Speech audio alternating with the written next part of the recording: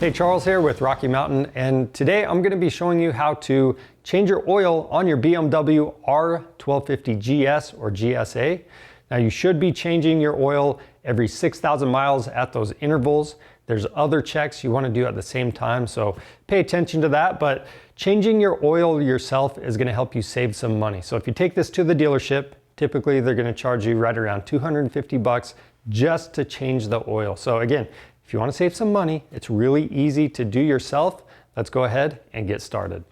To get this done, we are using the Tusk 4-stroke oil change kit. So this is coming with the 7100 oil from Motul. It meets the GSA MA2 and API SN specifications that are outlined in the rider's manual. It comes with 4 liters, which is how much you're going to need. And then it also comes with your oil filter, your crush washer, and a paper funnel.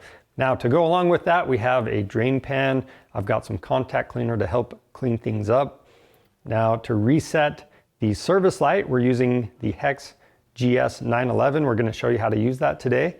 And as far as tools go right here, we've got T25 and T30 Torx bits. We've got an aftermarket skid plate, so we're using a T40. And then we have a 10 millimeter hex socket. We've got a torque wrench, and then the oil filter wrench. This is 74 millimeters in diameter, and it is a 14 flute design. And that, as far as removing the oil fill cap, there's a special tool under your seat. But if you lost it and you need a new one, or if you just want something that's a little bit nicer, we do have this option from Tusk that's available on our website. It's not only going to remove that oil fill cap, but it can help remove your ignition coil for when you need to change your spark plugs. So if you need any of this stuff, you can find it on our website by clicking the link in the description below.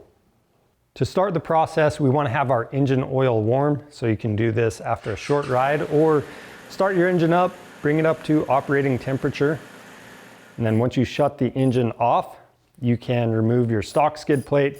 On this Tusk aftermarket skid plate, it does have an oil drain cutout, but we're going to remove it anyway to better show the process. Next, you're going to use your 10 millimeter hex socket to remove the drain plug. Use a little caution when you do this. The oil will be hot. And then there's a crush washer on there. Make sure that comes off as well. Now underneath the left cylinder, we have our oil filter. Before I remove that, I've got a little bit of aluminum foil. I'm going to wrap that around the exhaust just to help prevent making a mess.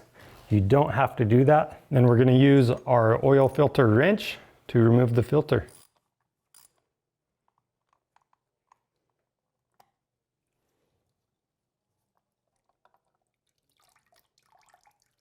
Next, we're going to use a rag to wipe down the sealing surface. Now for the new oil filter, make sure you get some fresh oil and apply it to this O-ring.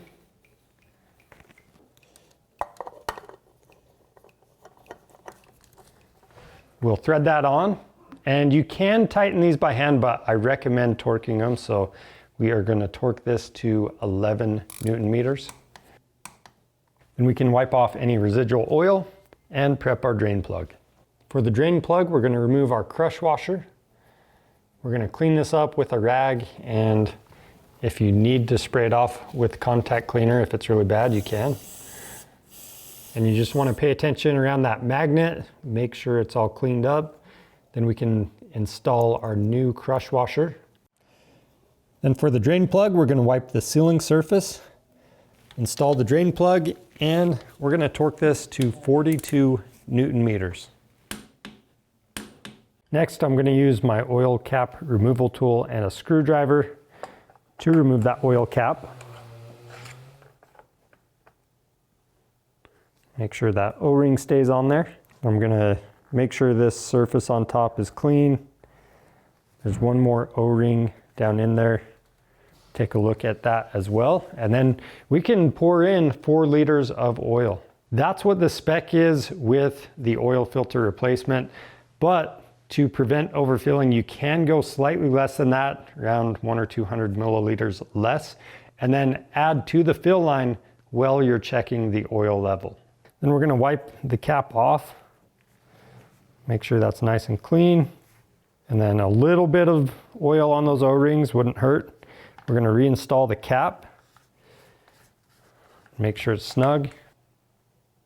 And then from here, if you previously removed a skid plate, go ahead and reinstall it.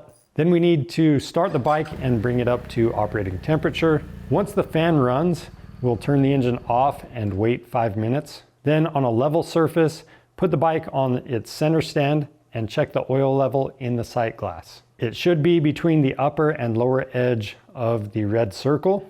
Then you can add or subtract oil from there if needed.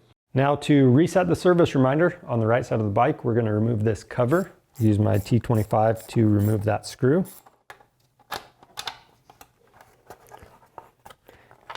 And then there's 2 tabs that go into these grommets right here. Just pull that cover off. Now right here in front of the battery, we have our OBD2 port. There's a little tab holding this piece in place. So I'm going to push in on the tab and pull this up. And it's resting on that guide. So with this out, I'm going to press in on the tabs on each side and we're going to remove this cover just like that. Now we can take our GS-911, we'll plug it in. And at this point, I do need to turn the ignition on. So we are not going to start the bike though. I'm going to go into the app, connect to the bike, go to detected vehicle. Then we're going to scroll down. I'm going to go to service reminder, click service reminder functions, reset service reminder. And then we're going to hit the reset service reminder to default. So that's 1 year or 6,000 miles from now. If you want a custom date or mileage, you can put that in. But we're just going with the standard, so that's all set. Now, for any reason you want to use a custom date and time, all you need to do is click that button, put whatever intervals you prefer, and then hit continue. It should save it, and then you can go to that home screen and you are good to go. So that's it for changing the oil on your BMW R1250 GS or GSA. If you have any questions, leave those down in the comments. If you need oil change kits, air filters, the Hex GS-911, anything like that, head over to our website, click the link in the description below. Orders over $75 ship free. And if you want to see more helpful content like this, subscribe to our channel. I'm Charles with Rocky Mountain ATV MC. Thanks for watching.